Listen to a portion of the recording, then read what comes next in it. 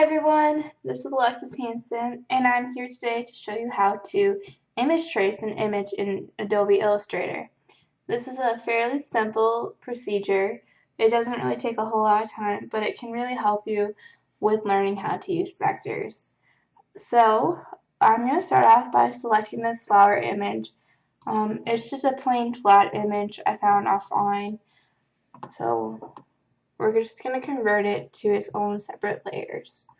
So I'm going to go to Window, Image Trace, and I'm going to click back on the image.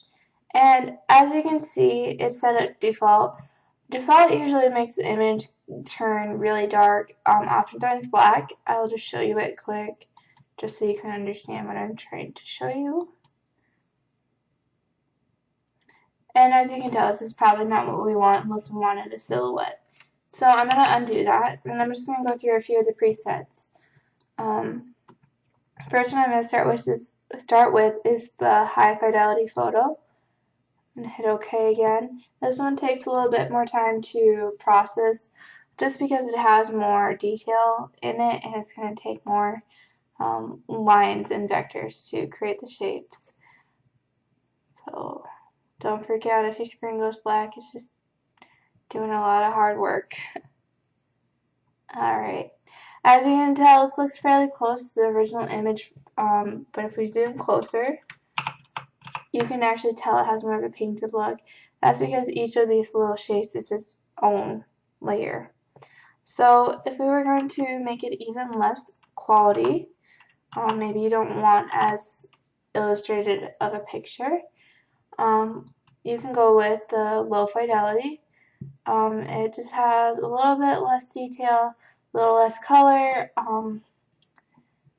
but it still looks fairly similar to the original photo.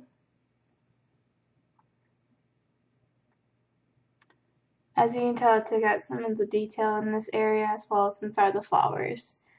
The third one I'm going to show you is actually the 3 colors. This is even less colors. This is more of a basic outline of the image without it being a silhouette. If you just want to know where the general shapes are, this is a good one to go with. As you can tell, it really just showed where the outside shapes of the leaves were and the inside shapes of the flowers. Not a whole lot of definition to it, very basic. The one we are actually going to go with is the 6 colors. 16 colors is fairly close to the low fidelity. Oftentimes, I find that the images look fairly similar. Low fidelity sometimes has a little bit more higher quality depending on how many colors are in the image. But for this image, I found them to be very similar. So we're just going to go with the 6 colors, just to bring a little more definition back, but also decrease the amount of vector shapes we have in this image.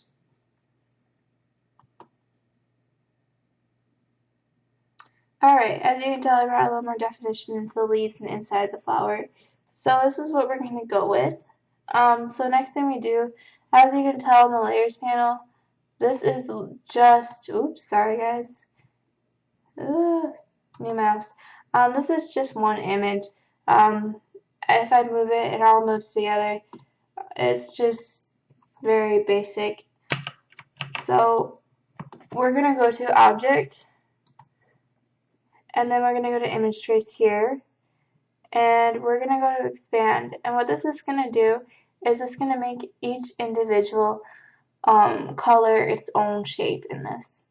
As you can tell, this has a lot of blue lines on it. That's because there's a lot of new vector lines. If I unclick this image, oops, not zoom, sorry. If I deselect this image and actually go over to the group, oops, and as you can tell, this gave us a lot more layers. And that is because each and every single one of these is its own. So if I click this one and actually go to the direct selection tool over here in the toolbar, this allows me to manipulate it. So say if I want to clean up this image, I can zoom in and select these vector points and actually move them around. As you can tell, it will leave white space, but you can actually manipulate them to create a cleaner image, more stylized in your own way too. In addition to that, you can actually just move around the whole entire shape as well. So if you don't want that part there and you wanted to create more of a scattered look, this would also be an option as well. So that is my lesson today on image tracing. I hope you learned something. Thank you for watching.